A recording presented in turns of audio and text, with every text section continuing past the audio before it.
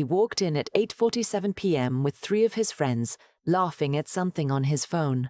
I know the exact time because I'd been watching the clock above the hostess stand for the last 2 hours and 43 minutes. He didn't look for me first. He showed them the screen, said something I couldn't hear from across the restaurant, and all 4 of them laughed. Then he looked up, spotted me still sitting at the table by the window, and said something else. More laughter. I smiled, picked up my purse, left 2 20s under my water glass and walked out. He texted me from inside the restaurant, "Where'd you go? We just got here." I didn't answer, because by then, everything I'd put into motion 6 weeks earlier was already done. I just hadn't told him yet. My name is Anna, and I was married to my husband for 11 years before that night at Carmine's Bistro on a Tuesday in October. I want to be honest about something first, because I've seen the comments on videos like this and I know what some of you are already thinking.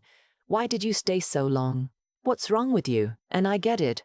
I asked myself that same question every year, usually around our anniversary, usually sitting somewhere alone waiting for him to show up. The answer is complicated and also embarrassingly simple. I was 31 when we got married. I genuinely loved him, and by the time I understood what I was living with, I had a mortgage in both our names, a job I'd turned down a promotion at because he said it would change the dynamic, and a deep, practiced habit of explaining away the things that hurt me. My husband's name is Marcus. He's a regional sales manager for a medical supply company, which means he travels Monday through Wednesday most weeks, dresses well, and is extraordinarily charming at parties. Everyone who meets him thinks I'm lucky. His mother told me that at our wedding rehearsal dinner. His coworker told me that at the last company Christmas party I attended, which was 4 years ago, because after that he started going alone. The first time he used silence as punishment. We'd been married 8 months. I had made plans with my college roommate Becca to see a concert in the city. I'd told him about it weeks in advance. The morning of the concert, he got quiet, not upset, not angry, just gone. Like someone had flipped a switch and turned off the version of him that acknowledged my existence. I asked what was wrong. He said, "Nothing." I went to the concert. When I came home at midnight, the bedroom door was locked. He slept on the couch voluntarily that night. Made sure I knew it was voluntary. The silence lasted 4 days. No conversation, no eye contact at meals, nothing. When it finally broke, he sat down across from me, folded his hands on the kitchen table like he was about to conduct a performance review, and said, "I need you to understand that when you prioritize other people over our marriage, I feel abandoned." I apologized. I don't know why I'm still embarrassed to write that, but I am. That was the pattern. 11 years of it, in varying degrees. Sometimes the silence lasted a day. Once it lasted 18 days after I told my mother what he'd said to me at a family dinner. Something about my weight, dressed up as concern. 18 days of living with someone who looked through me like I was furniture. I learned to read the warning signs the way you learn to read weather.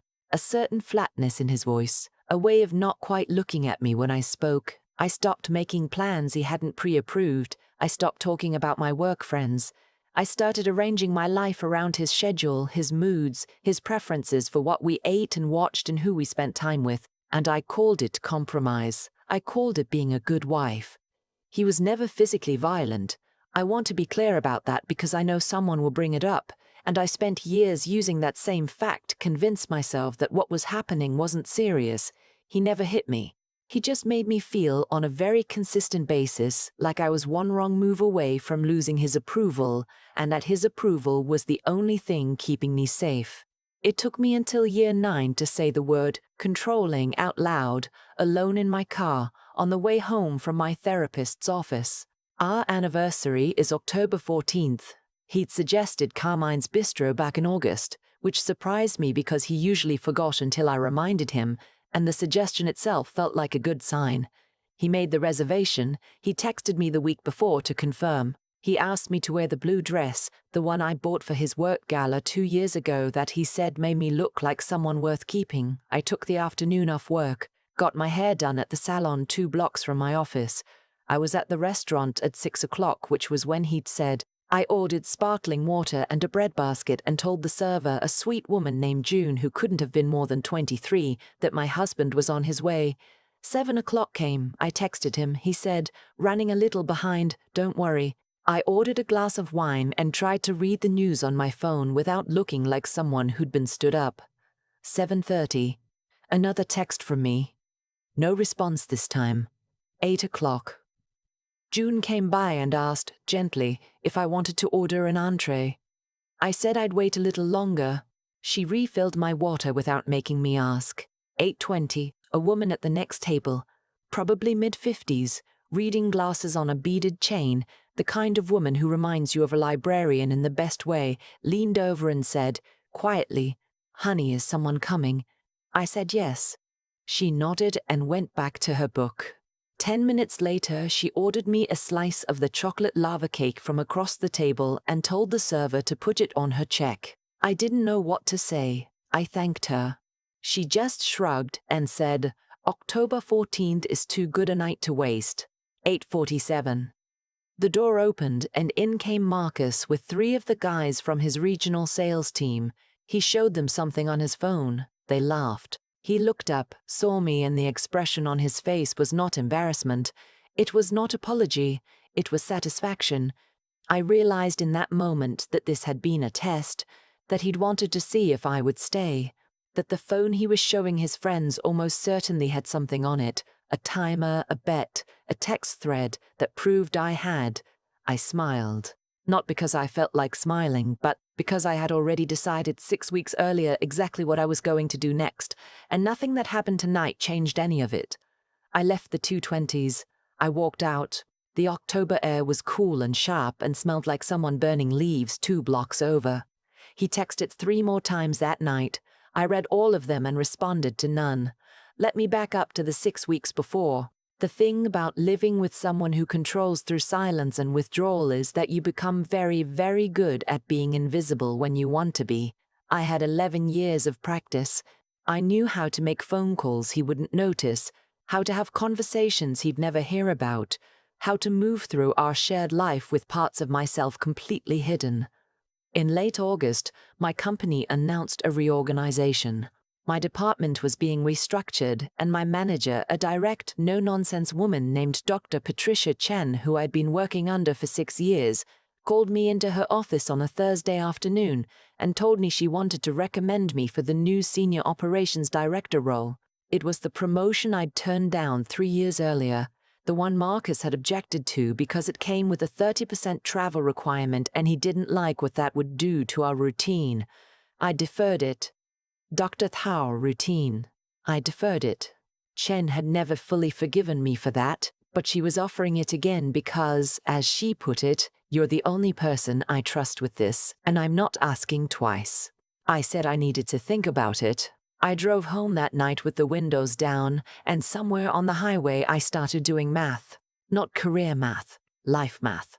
What I owned, what he owned, what was in my name, what was in his. What I'd put into our joint account versus what he had in the individual savings account he'd opened 4 years ago without mentioning it to me until I saw the statement by accident. I called my college friend Becca from the parking garage of our apartment complex. Sat in my car for 45 minutes talking to her in a whisper. She'd been worried about me for years. She didn't say, "I told you so." She just said, "Tell me what you need." What I needed was a family law attorney. Becca's sister-in-law happened to be one. Her name was Claudia, and she was so calm and methodical about the whole thing that I found myself relaxing in her office in a way I hadn't relaxed anywhere in years. She explained everything, what a divorce would look like given our assets, the timeline, what I needed to document, what I did not need his permission to do. I had 3 accounts in my name that predated our marriage. I'd been automatically contributing to my 401k since before we met. The house was the complicated part, joint mortgage, joint deed, but Claudia said that was workable. I accepted the promotion the following Monday. I did not tell Marcus. I opened a new checking account at a credit union across town that same week. I started direct depositing my new salary there. The old joint account still got my previous take-home amount every 2 weeks, exactly as it always had. He never looked at our finances closely enough to notice the difference. That had always annoyed me. In the end, it was useful. I spent the next 5 weeks quietly reorganizing. I moved my important documents, birth certificate, passport, the copy of our prenuptial agreement, there wasn't one, which Claudia said was actually simpler, to a fireproof lockbox I kept in the trunk of my car. I made an appointment with a couples therapist and told Marcus I thought we should go. He refused. I went alone. I told the therapist what I was planning. She asked if I was safe. I said yes. She said, "Then take your time, but don't take forever." I didn't. The anniversary dinner was the last thing. I'd known for weeks that it would probably be something like this. Some version of a test, some version of him checking whether I was still fully under his thumb. I'd thought about canceling, about just not going, but something in me needed to see it, needed to know that I'd read it right. I had. I saw his face when he walked in. I saw the phone, and then I left. The conversation happened 4 days later, a Sunday morning. He was making coffee when I came into the kitchen with a folder. I want to be honest, my hands were shaking. I'd rehearsed it probably 30 times, in the shower, in the car, lying awake next to him at 2 in the morning, but in the actual moment, standing in my own kitchen in my own house, I was terrified. I put the folder on the counter. "I filed for divorce last week," I said. "You'll receive the papers by Tuesday. I've already spoken to an attorney." He looked at the folder, then at me. His face did the thing it always did when I surprised him.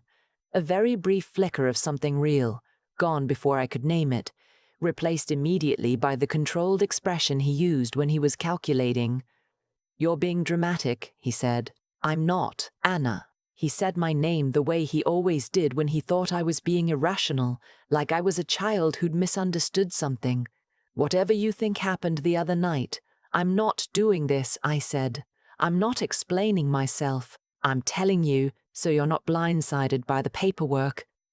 He tried the silence.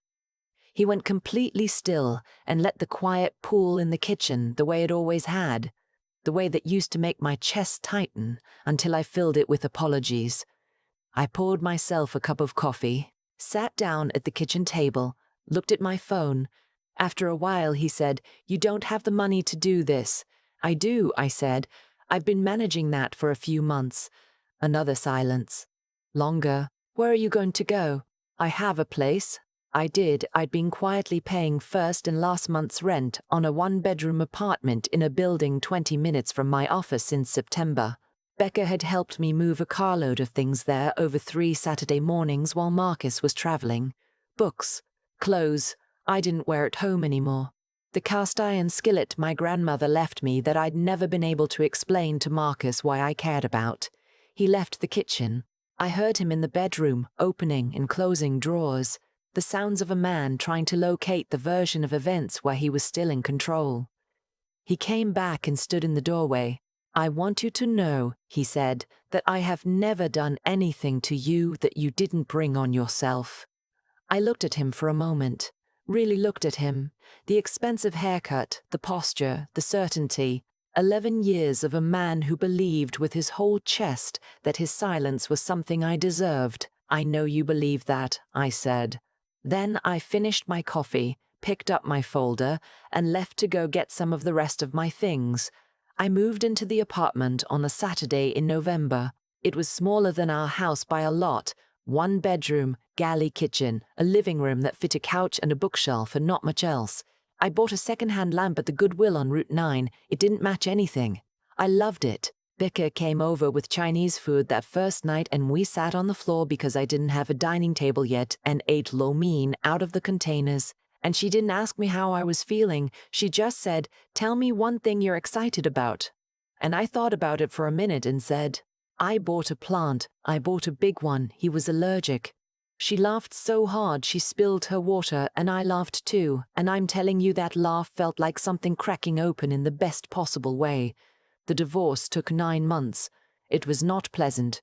His attorney was aggressive, and there was a period of about 6 weeks where I woke up every single morning with a knot of dread in my stomach that I had to actively, deliberately talk myself down from before I could get out of bed. Claudia was steady through all of it.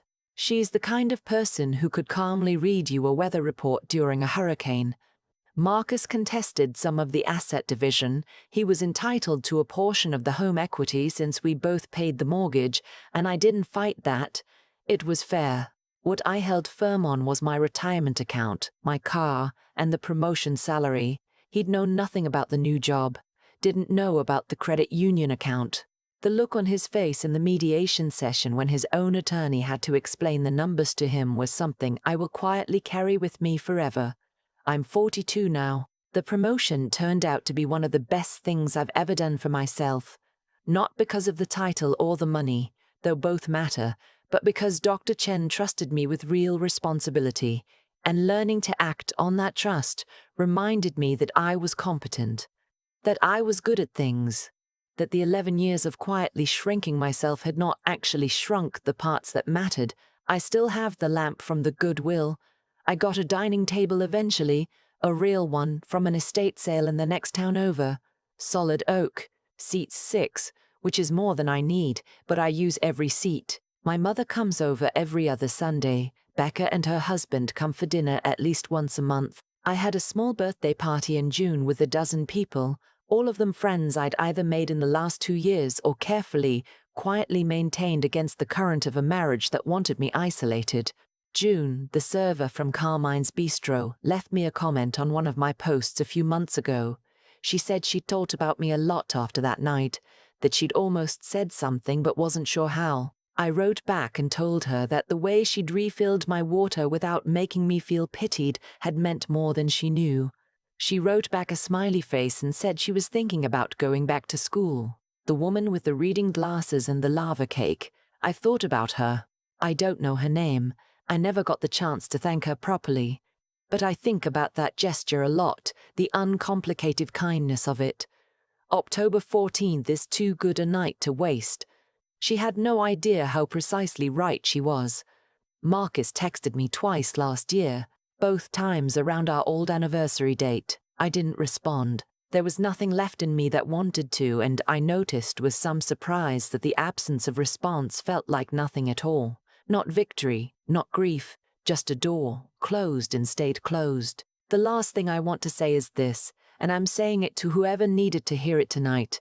It is not weakness that makes you stay. It is not stupidity or low self-esteem or a failure of character. It is a very human thing to love someone and to believe, for longer than makes sense, that the version of them you fell in love with still exists somewhere inside the person they've become.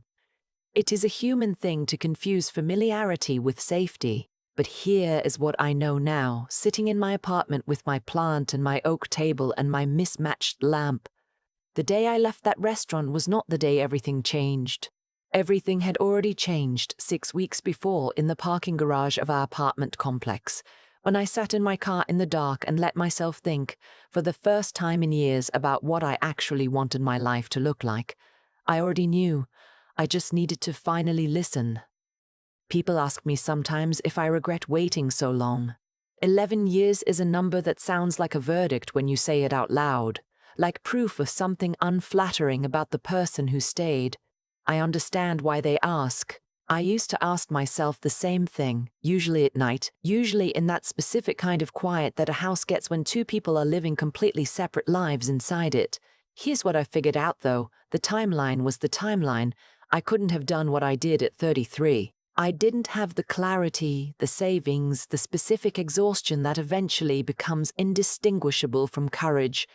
What Marcus never understood, what people like him never understand, is that the same patience they exploit is the patience that eventually outweighs them. He spent 11 years teaching me to be quiet and to plan carefully and to move without being noticed. He thought those were tools of submission. They weren't. They were just tools. The night I sat in Carmine's and watched him walk in with his friends, I wasn't humiliated. I know that sounds impossible, but it's true. I had already done everything. The attorney, the account, the apartment, the lease, the promotion, all of it was settled before I ever put on that blue dress and drove to the restaurant. What I felt watching his face wasn't shame. It was something closer to confirmation. Like the last piece of a puzzle locking into place so cleanly you feel it in your hands. There's a thing that happens when you finally stop trying to manage someone else's reality. You get your own back. I'd spent so much energy anticipating Marcus's moods, preemptively adjusting, shrinking the parts of myself that made him uncomfortable, that I genuinely lost track of who I was outside of that function. The first year after I moved out, I kept catching myself bracing for things that weren't coming, waiting for the silence to start. It took a long time to trust that the quiet in my apartment was just quiet, that it belonged to me. What I want to say, to anyone who is sitting somewhere right now doing the math the way I did in that parking garage, is that the math is worth doing. Not because it gives you permission to leave, but because it gives you information. What is real, what is yours, what you are actually capable of. I was capable of a lot more than 11 years of that marriage had let me believe. June refilling my water without making me feel small. The woman with the reading glasses ordering me cake without being asked. Becca not saying I told you so. Claudia walking me through the paperwork like it was just paperwork. Those were the things that held me up. And I don't think it's an accident that every single one of them was a choice. Someone made to treat me like I was worth something, at exactly the moments I most needed to remember that I was. The choices we make toward other people accumulate. So do the ones we make against them. Marcus made his choices, I made mine. And here I am in my apartment with the plant and the oak table and the lamp that doesn't match anything, writing this. That's the whole story. That's enough.